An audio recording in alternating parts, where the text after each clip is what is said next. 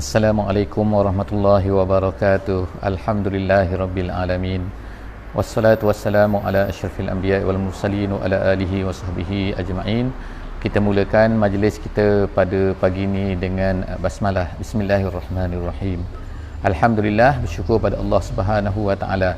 Pagi ini dapat lagi bersama-sama kita dalam sesi tafsir ringkas ataupun tadabbur ringkas setiap daripada muka surat Al-Quran. Alhamdulillah. Pagi ini kita akan bersama-sama insya-Allah pada muka surat 483. Kepada sesiapa yang mempunyai kelapangan, mempunyai kemudahan untuk membuka mushaf, dipersilakan untuk menatap mushaf masing-masing insya-Allah. Moga-moga memudahkan kita untuk memahami perkataan-perkataan ataupun ayat-ayat yang akan kita bacakan, yang akan kita lalui pada hari ini. Insya-Allah pagi ini kita bersama-sama di tepi sungai Bandar Seri Begawan, dan di belakang sana adalah merupakan kampung air, iaitu kampung yang kampung air terbesar di dunia, yang dihuni oleh lebih daripada 30,000 orang penduduk Brunei. Alhamdulillah. Jadi kepada sesiapa yang sempat untuk mengunjungi Brunei nantinya, sila datang, boleh melawat ke kampung air. Jadi kampung air ini mempunyai sekolahnya, mempunyai masjidnya tersendiri, mempunyai kampung-kampung yang sangat banyak, dan sangat cantik, mempunyai balai bomba, mempunyai apa segala kemudahannya terdapat di kampung air di Brunei ini. InsyaAllah selamat melancong ke negara Brunei Darussalam. Pada pagi ini kita bersama muka surat 483 dan kita mula memasuki satu surah yang baru daripada Al-Quran, iaitu surah Asy-Syura. Kita telah habis sebelum daripada ni surah Fussilat. Jadi kita akan masuk kepada surah Asy-Syura pada pagi ini, dan kita akan bersama-sama untuk melihat apakah yang diceritakan oleh Allah Subhanahu wa taala di dalam muka surat 483 kita pada hari ini. Hari ini adalah 7 hari bulan November bersamaan dengan 21 hari bulan Rabiul Awal 1442 Hijrah. A'udzubillahi minasyaitonirrajim. Bismillahirrahmanirrahim. Hamim. Ain Sin Qaf. Kadzalika yuhi ilaika wa ilal ladzina min qablik Allahul Azizul Hakim. Sadaqallahul Azim. Pada pagi ini kita akan dimulai. Allah Subhanahu wa taala di dalam surah ini memulakan dengan dua huruf al-muqatta'ah. Jadi ayat yang pertama, ayat yang kedua dimulakan dengan surah muqatta'ah. Surah muqatta'ah, ayat muqatta'ah, iaitu apa? Iaitu perkataan-perkataan, huruf-huruf hijaiyah, huruf-huruf yang mana terdapat di dalam bahasa Arab, di mana kebanyakan daripada ulama ada mengatakan bahawa maksud daripada huruf hijaiyah ini adalah Allah Subhanahu wa taala a'lamu bimuradihi. Allah Ta'ala saja yang tahu apakah maksudnya. Tetapi ada setengah-setengah pendapat ulama lagi mengatakan bahawa dimulakan surah-surah tertentu di dalam Al-Quran ini dengan huruf-huruf hijaiyah ataupun huruf-huruf muqatta'ah ini untuk menunjukkan dan juga mencabar orang-orang Arab Quraisy, untuk orang-orang Arab yang mana mereka ini juga menggunakan huruf-huruf ini, tapi mereka tidak dapat mengadakan ayat-ayat yang terdiri daripada huruf-huruf ini. Ayat huruf-huruf ini adalah huruf Arab, tapi mereka tak dapat nak buat, mereka tak dapat nak susun. Jadi Allah Subhanahu wa taala telah menunjukkan bahawa ada alif lam mim. Jadi dibacanya ialah muqatta'ah, alif lam dan juga mim, tapi tidak dibaca dengan alam sebagaimana di tempat lain Allah Taala membacakan alam tarau kaifa, alam nashrah dan sebagainya. Tetapi di sini dikatakan alif lam mim. Jadi itu nak menunjukkan bahawa sebenarnya surah ini adalah dimulakan dengan ayat Quran ini diisinya adalah merupakan perkataan-perkataan yang terdiri daripada huruf-huruf Arab, bukan huruf-huruf lain. Tetapi orang Arab tidak juga mampu untuk mengadakan, apatah lagi lah kalau kita ni orang bukan Arab ni kan, langsunglah tak mampu nak buatlah perkataan-perkataan nak menyusun. Jadi itu adalah cabaran Allah untuk menunjukkan bahawa Al-Quran ini bukannya datang daripada manusia, bukannya datang daripada Muhammad, sebagaimana yang didakwa oleh sebahagian besar daripada orang-orang Quraisy ini. Kemudian yang seterusnya ialah apa yang Allah Subhanahu wa taala sebutkan, ialah kadzalik yuhi. Kadzalik, ka itu adalah artinya seperti, zalika itu. seperti itu seperti apa? Tiba-tiba muncul kan dalam permulaan ni, tiba-tiba disebutkan seperti itu tu direferkan kepada ialah kandungan surah ini. Sebagaimana surah ini mengandungi hukum-hukumnya, mengandungi pengajarannya, mengandungi apa-apa tauhidnya daripada Allah, i'tiqadnya daripada Allah Subhanahu Wa Taala kepada manusia, begitulah sebenarnya sebelum daripada ini diturunkan juga kepada nabi-nabi yang terdahulu. Sebab itulah Allah Subhanahu Wa Taala kata kazalika yuhi ilaika, diwahyukan kepada kamu. Wahyu ni, perkataan wahyu ni daripada bahasa Arab boleh membawa maksud dua. Kadang-kadang wahyu ini membawa maksud jahat, kadang-kadang boleh memberi makna baik. Tapi apabila diitlaqkan, tidak disebutkan, maka ertinya adalah wahyu itu adalah wahyu sesuatu yang baik yang datang daripada Allah Subhanahu Wa Taala kepada Nabi Muhammad ataupun nabi-nabi yang lain sebelum daripada ini. Tapi wahyu juga dalam bahasa Arab boleh dimaksudkan dengan yang jahat, sebagaimana dalam Al-Quran menyebutkan bahawa syaitan ini dia mewahyukan kepada manusia-manusia ni, mewahyukan itu. Jadi maksud asalnya adalah membisikkan secara perlahan-lahan kepada seseorang yang lain. Jadi seterusnya ialah Allah Subhanahu Wa Taala menggunakan fi'il di sini la yuhi. Yuhi itu menunjukkan kepada menggunakan fi'il mudhari'. Mudhari' ini ialah artinya ialah perkataan yang menunjukkan kepada ad-dawam dan juga al-istimrar. Ad-dawam tu maknanya berterusan, istimrar maknanya berterusan, dan kemudian ianya adalah berterusan turun kepada Nabi kita sallallahu alaihi wasallam. Yuha ilaika, yuha ilaika. Jadi maknanya Quran ini dia tak turunkan secara sekaligus, bukannya telah diturunkan, tetapi diturunkan akan berterusan, turun lagi selepas daripada ini. Sebagaimana kita tahu bahawa surah ini, iaitu surah Syura ini, turunnya selepas daripada Fussilat, dan ianya adalah makkiyah. Kebanyakan ayatnya adalah makkiyah, walaupun terdapat di kalangan terdapat daripada ayat-ayat tertentu daripada surah ini dikatakan oleh setengah ulama adalah madaniyah. Itu adalah sebagai pengetahuan umum kepada kita, tetapi secara umumnya dikategorikan sebagai surah makkiyah. Jadi kita tengok dengan namanya Asy-Syura, dengan surahnya adalah makkiyah, jadi menunjukkan bahawa pentingnya syura ini dilakukan. Allah Ta'ala dah mentionkan, Allah Ta'ala dah sebutkan perkara ini semenjak lagi daripada Mekah lagi. Seterusnya Allah Ta'ala ceritakan apa yang Allah Ta'ala nak ceritakan dalam ayat yang ketiga ni kita pada hari ini ialah apa kan? Wahai Muhammad, apa yang kau dapat ni, wahyu daripada Allah Ta'ala ni sebenarnya bukan satu perkara yang baru, tapi perkara ni telah diturunkan oleh Allah Subhanahu Wa Ta'ala. Artinya Rasul-Rasul terdahulu, Nabi-Nabi terdahulu merupakan adalah sahabat-sahabat, merupakan adalah saudara-saudara kepada kamu. Sebab itulah penggunaan perkataan saudara ini telah digunakan oleh Nabi SAW ketika berjumpa dengan seorang sahabat bernama Addas. Ketika Nabi SAW dihalau ke Taif, ketika Nabi SAW bertakwaf ke Taif, dan kemudian dia dihalau dan kemudian berdarah, kemudian ada seorang hamba yang datang memberi buah kepada Nabi SAW. Jadi bila Nabi bertanya dia, kamu daripada mana, apa nama kamu? Jawab dia adalah, aku ni Addas, aku ni hamba, kamu datang daripada mana? Dia kata, Addas ni beritahu, aku datang daripada Ninawe. Jadi bahasa sekarang ni Niweweh, dalam bahasa dalam kamus, dalam Google Map-nya ditulis itu Niweweh, tapi dalam bahasa Arabnya panggil Ninawi. Jadi bila Addas sebutkan kepada Nabi, aku datang daripada Ninawi, maka terus Nabi kata, oh itu tempat saudara aku Yunus. Tengok kan penggunaan perkataan yang digunakan oleh Nabi SAW ni, saudara aku. Artinya ialah rasa bersaudaranya Nabi SAW pada tahun yang ke-10 dengan siapa? Dengan semua rasul-rasul yang terdahulu. Jadi rasul-rasul yang terdahulu ni, nabi-nabi terdahulu, mereka adalah pendakwah, mereka ni adalah orang yang mengajak kepada Islam. Oleh kerana mereka ni mengajak kepada Islam, jadi ertinya lah apa? Ertinya mereka ni adalah saudara kita.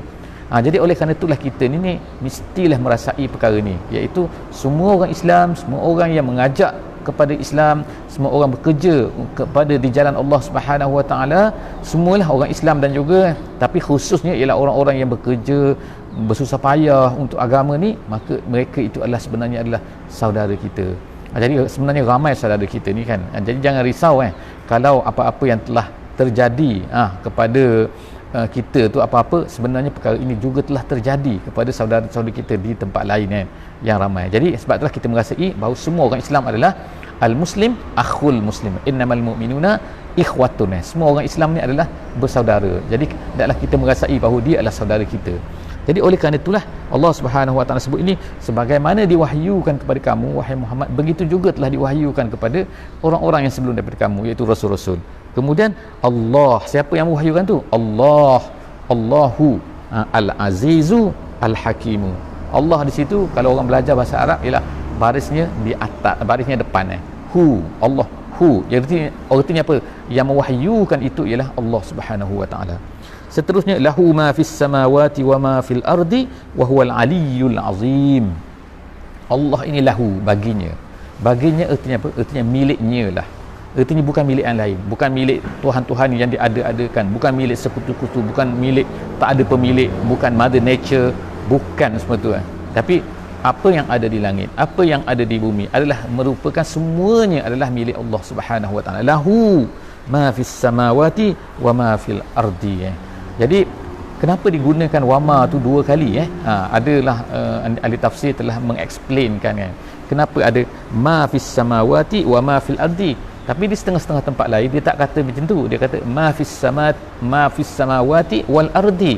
Kerana Allah Subhanahu Wa Taala disebutkan oleh ahli tafsir, dia katakan bahawa apabila ada ma tu dua kali, artinya apa, iaitu apa, makhluk yang di langit dan juga makhluk yang di bumi. Kalau disebut itu ma fis samawati wa ma fil ardi, iaitu yang persamaan di antara apa-apa yang makhluk di bumi dan juga apa yang bersama. Tapi kalau ma bermakna adalah ada makhluk-makhluk di langit itu makhluk-makhluk yang tidak serupa dengan makhluk di bumi, dan seterusnya. Itu perbincangan yang panjang lah di dalam tafsir-tafsir yang ulama-ulama sebut. Tapi seterusnya ialah apa dia kata kat sini, itu wahuwa wahuwal aliyyul azim. Allah Taala ni bersifat dengan aliyu yang maha tinggi, al-azim maha besar, maha hebat. Jadi begitulah setiap kali kita akan jumpa di dalam Al-Quran ni, Allah Subhanahu Wa Taala akan sebutkan akan sebut apa kan, kuasa dia, akan sebut nama dia kan, yang mana dengan nama dia inilah menunjukkan kepada sifatnya. Jadi kita kenal Allah Subhanahu Wa Taala melalui sifatnya dan juga melalui namanya, as-sifatu wal asma'u. Kemudian seterusnya, takadus samawatu yatafattarna min fawqihinna. Allah Taala sebutkan lagi, iaitu apa? Langit-langit ni, langit-langit as-samawatu, langit-langit ini Allah Taala kata hampir apa? Berpecah-pecah, bergertakan, gitu jatuh. Hampir dia tak jatuh lagi. Kalau jatuh habislah kita. Tapi Allah Subhanahu Wa Taala kata hampir as-samawatu yatafattarna min fawqihinna. Min fawqihinna itu daripada langit yang sebelah atas. Jadi artinya sebab langit ni ada banyak lapisnya. Jadi yang sebelah daripada sebelah atasnya itu hampir pecah, dan yang menimpa yang bawah, kemudian yang bawah tu jatuh lagi, menimpa yang bawah lagi, begitu seterusnya. Kalau ikut ni kan maksud daripada ayat ni. Jadi kenapa langit tu sampai bergegaran, beruntuhan macam tu? Kenapa? Jadi ada dua pendapat ulama. Yang pertama mengatakan bahawa kerana langit ni takut kepada Allah Subhanahu Wa Taala. Maknanya datang daripada Allah Subhanahu Wa Taala, yang mana langit pun takut kepada Allah Subhanahu Wa Taala. Bagaimana manusia ni tidak takut kepada Allah Subhanahu Wa Taala? Itu yang satu benda yang pelik lah kan. Itu pendapat pertama. Pendapat kedua mengatakan bahawa langit-langit ini bergegaran, bergertakan, berjatuhan ini terkejut apa? Kerana terkejut apa? Kerana kata-kata manusia. Kata-kata manusia apa? Allah itu mempunyai anak. Itu disebutkan oleh tafsir Al-Wasit oleh Syekh Tantawi. Dia kata salah satu daripada ulama memberikan pandangan, iaitu bumi ini bergetapan ini kan, berguguran ini kerana apa? Kerana takutnya, kerana terkejutnya dengan perkataan manusia yang mengatakan bahawa ya Allah, ada orang berani kata kepada Allah ni ada anak. Jadi mereka ni terkejut. Jadi nak ceritakan apa yang dikatakan, kehebatan Allah Subhanahu Wa Taala ni yang sangat besar, dan yang keduanya ialah kata-kata manusia yang tidak senonoh ni, yang tidak sepatutnya. Manusia tu ciptaan Allah, tapi dia mengatakan satu perkara yang mana memang pelik-pelik sangat kepada Allah Subhanahu Wa Taala. Jadi sebab itulah dia ni sampai, sedangkan Allah Subhanahu Wa Taala sebut kat sini wal malaikatu yusabbihuna bihamdi rabbihim, sedangkan malaikat-malaikat bertasbih dengan hamdi, dengan memuji Allah Subhanahu Wa Taala. Tapi manusia ni macam tu perangai dia. Kemudian seterusnya wa yastaghfiruna liman fil ardi, dan malaikat ni dia sebutkan kat sini kan bahawa yang pertamanya dia bertasbih, dan yang keduanya kerja dia adalah beristighfar kepada liman fil ardi, kepada mereka yang berada di bumi. Siapa yang berada di bumi? Iaitu orang-orang yang beriman. Artinya orang-orang beriman ini bukan sahaja mereka ni kan mendapat restu, mendapat disukai, tapi mereka ini diistighfarkan. Sebab itulah dosa-dosa orang-orang mukmin ini sentiasa akan dihilangkan oleh Allah Subhanahu Wa Taala. Of course lah, ini adalah dosa-dosa kecil kan. Kalau dosa-dosa besar tu memerlukan kepada taubat lah. Jadi dosa-dosa kecil ni dihilangkan apa? Istighfar, bukan istighfar malaikat. Sebab itulah disebutkan dalam hadis-hadis yang lain kan, kalaulah kita semua ni kan berada dalam majlis ilmu, seperti sekarang lah kan, majlis ilmu lah, walaupun tepi sungai kan, walaupun depan TV kan, walaupun depan skrin tapi majlis ilmu insya-Allah bila kita ikuti pada pagi ni kan. Jadi malaikat-malaikat akan berada di keliling kita, makhluk-makhluk yang ada di keliling kita ni akan mengucapkan istighfar kepada kita kan, akan meminta ampun kepada kita. Masya-Allah kan. Kadang-kadang kita diam saja, tapi itu bukanlah bermakna bahawa kita ni tak perlu bertaubat, bukan bermakna kita ni tak perlu istighfar. Kita ni memerlulah istighfar, sebab Nabi SAW istighfar 70 kali, Nabi istighfar 100 kali. Kenapa kita tak nak istighfar? Tapi nak cerita ni kelebihan yang Allah Subhanahu Wa Taala berikan kepada manusia-manusia liman fil ardi ni, orang-orang yang berada di bumi, iaitu orang mukmin. Ala innallaha huwal ghafurur rahim, ketahuilah Allah Taala ni Maha Ghafur dan juga Maha Rahim. Seterusnya Allah Subhanahu Wa Taala sebut wallazina takhazu min dunihi awliya Allahu hafizun alaihim, orang-orang yang mengambil apa selain daripada Allah Subhanahu Wa Taala sebagai aulia. Aulia ni apa? Iaitu suatu benda yang didekati, satu benda yang dibantui, satu perkara yang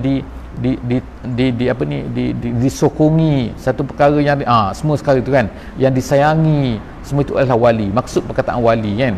Jadi insya-Allah kan kalau ada masa nanti kita akan explain lah pula kan tentang apa yang dimaksudkan dengan perkataan wali. Tapi itulah secara lebih kurangnya wali itu ialah apabila kita ni meminta pertolongan daripadanya, apabila kita ni adalah menyayanginya, apabila kita ni mendekatinya, apabila kita ni, semua tu atas nama dia adalah wali.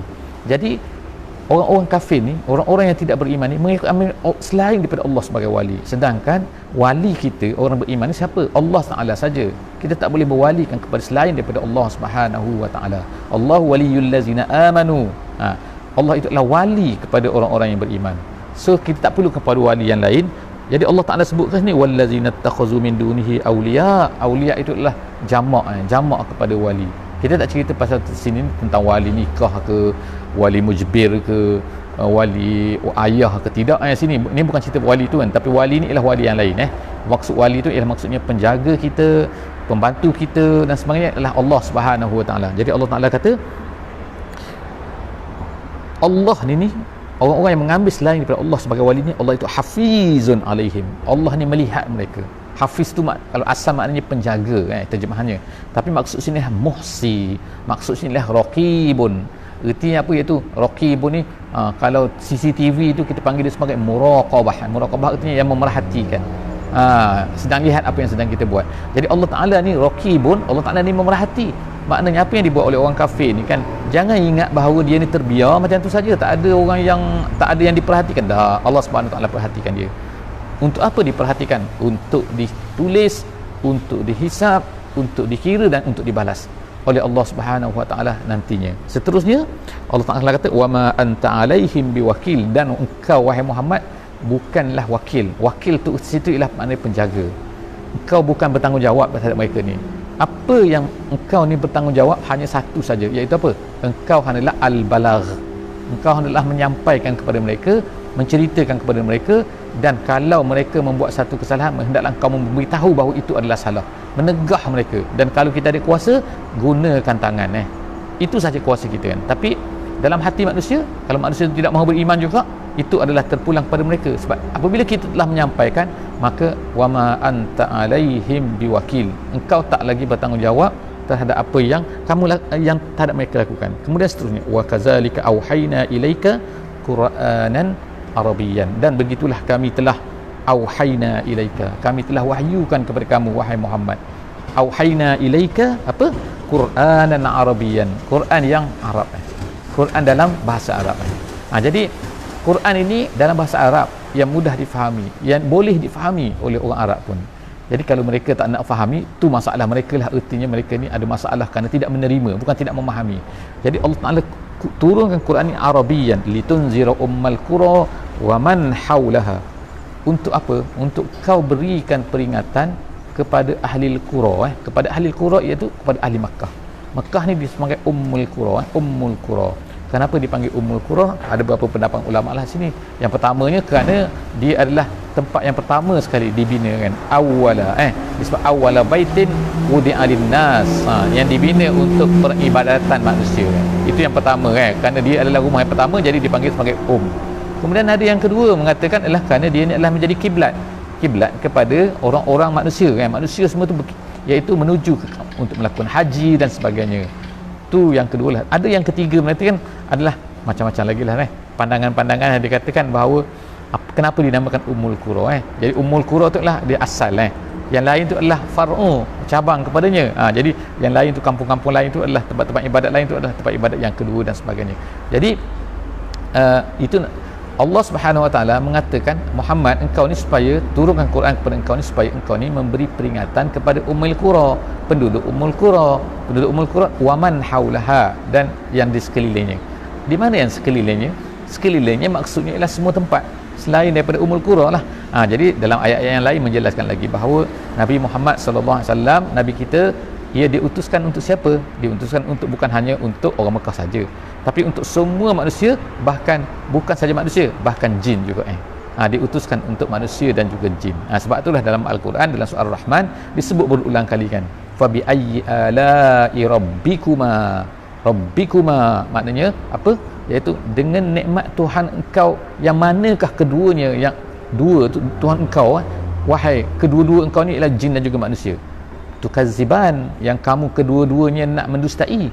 Makna dua disebut situ Jadi maknanya pengutusan Nabi Muhammad sallallahu alaihi wasallam adalah untuk manusia dan juga untuk jin. Seterusnya Allah Taala sebutkan sini kan, untuk diutuskan engkau ni kepada Ummul Qura, penduduk Ummul Qura, dan juga kepada bukan Ummul Qura.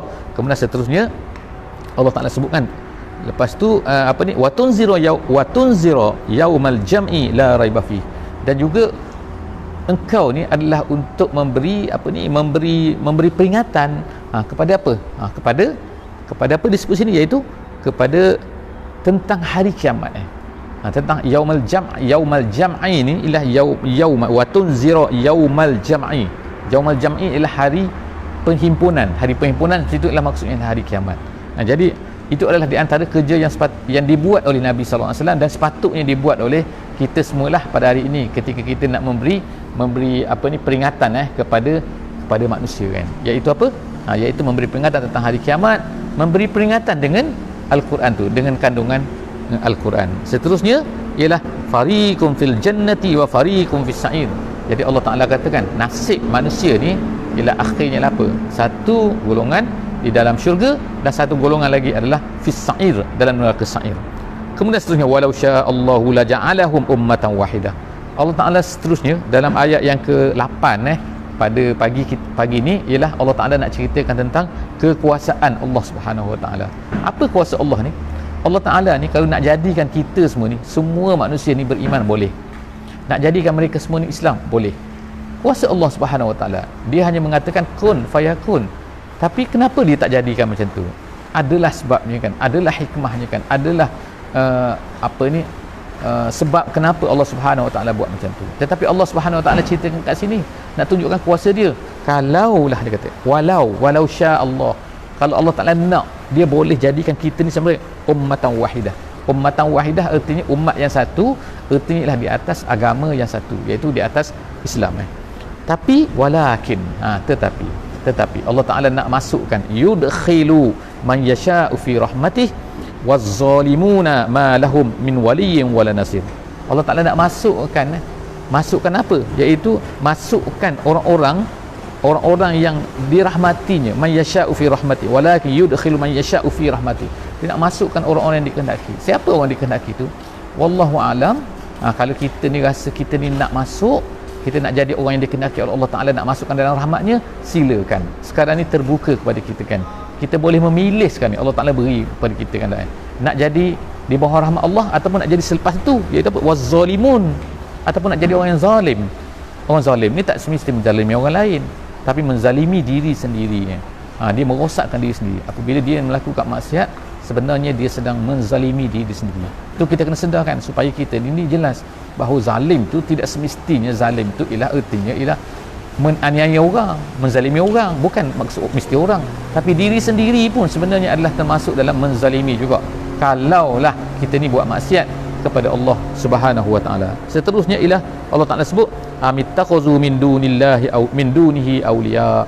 Jadi seterusnya kan ada pula manusia ni kan amittakhadhu, kat situ ialah bukannya tu maknanya atau, bukan, tapi situ lil inkar, dia kata lil inkar, ada pula macam tu maksud dia kan, ada pula mereka ni mengambil selain daripada Allah sebagai awliya, sebagai wali mereka, ada pula. Pelik betul lah. Jadi Allah Subhanahu wa taala sepah betul apa? Fallahu huwal waliyyu. Fa tu dikatakan oleh ulama bahasa, dia kata fa tu ialah maka, artinya maka situ ialah jawab kepada apa? Iaitu jawab kepada syarat. Syarat apa? Syarat tu mahzuf, syarat tu tak disebutkan, tetapi difahami. Bila baca ayat ni sepatutnya difahami macam ni, iaitu apa? Sebelum daripada fa tu akan ada syarat dia macam ni, iaitu apa? In aradu waliyan bihaqqin, kalaulah mereka nak wali sebenar. Jadi Allah Ta'ala kata tu tadi apa? Ada ke mereka mengambil wali selain daripada Allah? Jadi Allah kata kalau mereka nak wali sebenar, maka fallahu wal wali, maka Allah lah sebenarnya yang wali, yang sebenar-benarnya yuhyil mauta wa huwa ala kulli syai'in qadir. Dia yang menghidupkan yang mati. Jadi itulah wali sebenar, bukan yang lain tu yang tak boleh menghidupkan apa-apa, bahkan dia sendiri pun tak hidup. Berhala ke, sembahan ke dan sebagainya kan, Tuhan-Tuhan yang lain tu, dia ni tidak menghidupkan apa-apa, tak boleh buat apa-apa pun. Jadi kenapalah mereka ni mengambil sebagai wali? Ayat yang terakhir, wa makhtalaftum fihi min syai' fa hukmuhu ila Allah. Jadi Allah Subhanahu wa taala sebutkan dalam ayat yang terakhir kita pada pagi ni ialah apa? Kalau kamu ni berbeza pendapat dalam sesuatu perkara, kalau kamu ni kan ada khilaf, ada seorang kata macam ni, seorang kata macam ni kan, jadi sepatutnya apa? Itu ikhtalaftum, itu ikhtilaf. Jadi maknanya Allah Taala sebut sini wa makhtalaftum, apa-apa yang kamu berbeza, seorang kata macam ni, seorang kata macam ni, tak apa, fa hukmuhu ila Allah. Jadi hukumnya adalah hukum, iaitu keputusannya dak kamu kembali kepada Allah Subhanahu wa taala. Ayat ni kata ulama tafsir seperti dalam Al-Wasit oleh Syekh Tawi, dia sebutkan macam ni, dia kata ayat ini sama dengan, hampir sama maknanya dengan satu ayat yang lain yang disebutkan oleh Allah Subhanahu wa taala, iaitu apa? Fa in tanaza'tum fi syai'in farudduhu ila Allahi war Rasul.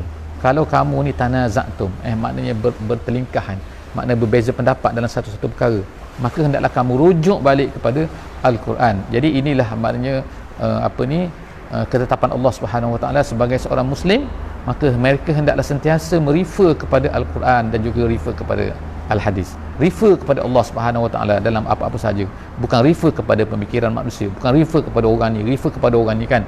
Walaupun manusia itu hebat, tapi mereka adalah sangat rendah di sisi Allah Subhanahu wa taala. Allah Ta'ala beri kita panduan, Allah dalam kehidupan kita, Allah Ta'ala tunjukkan, berikan Quran kepada kita. Masya Allah kan, hari ni kita dapat bersama-sama kan, at least ni kita telah mempelajarilah sedikit daripada ayat-ayat setiap daripada muka surat Al-Quran. Itulah sekadar yang mampu kita buat setakat ni, yang sekadar kita mampu lakukan. Moga-moga Allah Subhanahu Wa Taala berikan kekuatan kepada kita untuk kita menambah lagi memahami Al-Quran dengan sebenar-benarnya, insya-Allah. Setakat saja aku qauli hadza wa astaghfirullahal azim li wa lakum. Wassalamualaikum warahmatullahi wabarakatuh. Bismillahirrahmanirrahim. Wal 'asri innal insana lafi khusr illa allazina amanu wa 'amilus solihat wa tawasaw bil haqqi wa tawasaw bis sabr. Subhanakallahumma wa bihamdika nashhadu an la ilaha illa anta nastaghfiruka wa natubu ilaik. Wassallallahu ala sayyidina Muhammadin wa ala alihi wa sahbihi ajma'in.